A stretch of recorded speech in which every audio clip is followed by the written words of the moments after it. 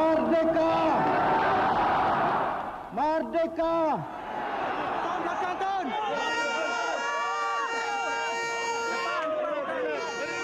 They announced that once you reach 112, then you have one simple majority and you will form the government. It's the same for the states.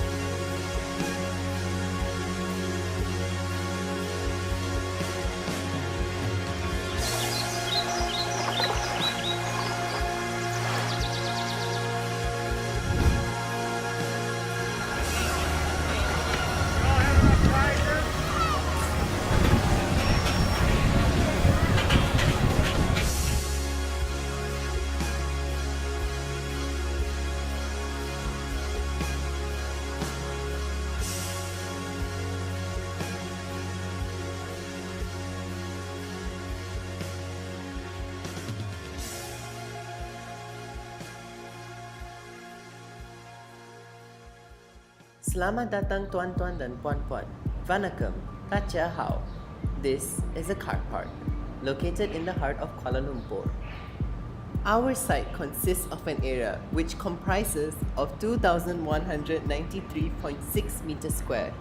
This is because of the setback requirement, which includes 3 meters from Swiss Hotel, 4 meters from Jalan Tuanku Abdul Rahman, 3 meters from Jalan Tun Perak, and 3 meters from Jalan Raja Laut.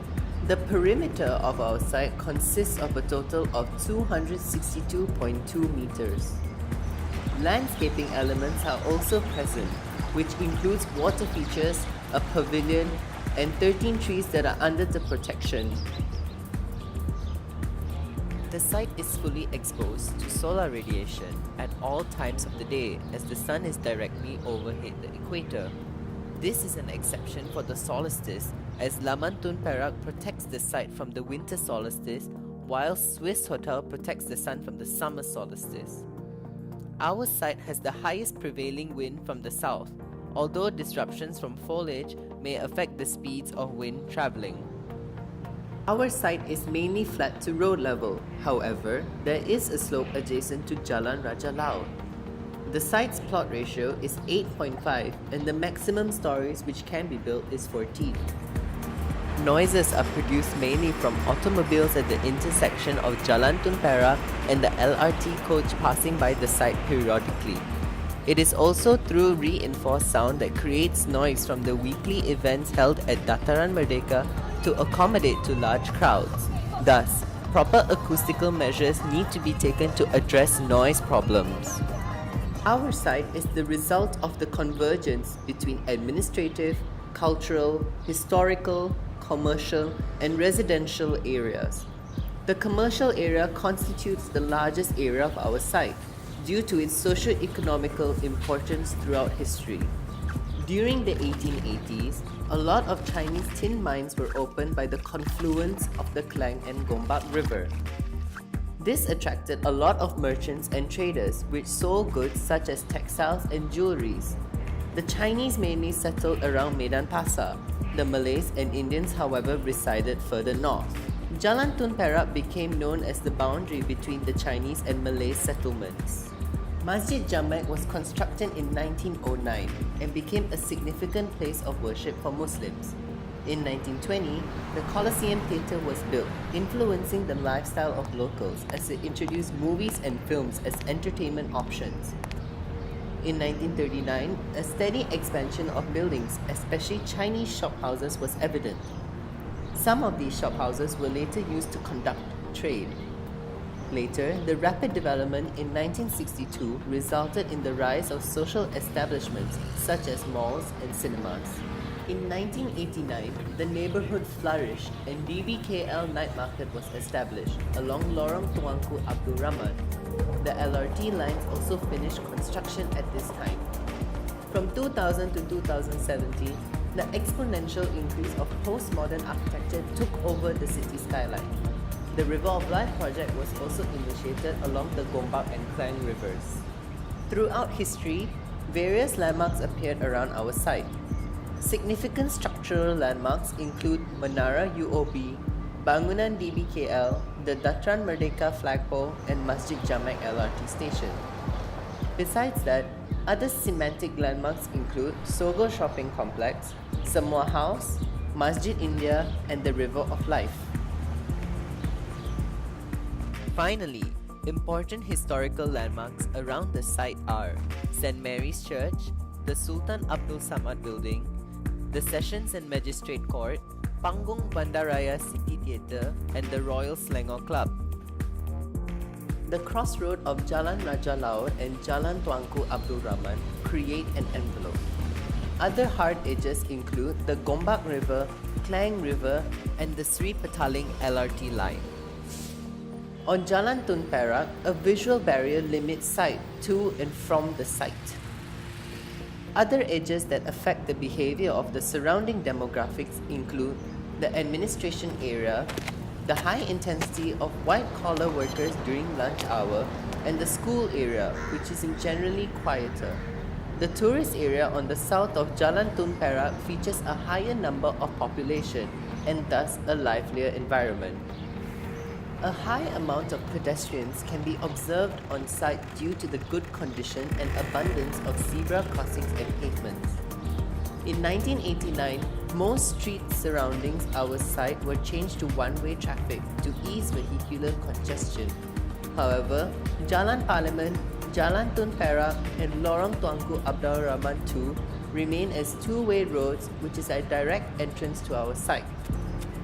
Besides commercial activities, the site also offers leisure activities such as makan, street performances, bazaars, textiles, shopping, and tourist sightseeing. The area in which people conduct these activities form temporal, seasonal, and permanent nodes. Jalan Tuanku Abdul Rahman is categorized as the main activity spine which comprises of multiple nodes. Events such as KL Car Free Morning and KL Street Jam are also periodically held here. The site takes the persona of many, and the chart indicates that business owners are the majority while tourists are the minority. However, the site does not have a significant identity of its own, making it a jack of all trades. Situated at a strategic location, the site has much to offer. However, a pause moment is normally observed on site, as passerby do not perceive the place as a final destination. The difference in pedestrian intensity on our site compared to Upper Jalan Tuanku Abdul Rahman, which is the result of a lack of driving force, also contributes to this phenomena. The site is neglected by existing demographics such as blue and white-collar workers.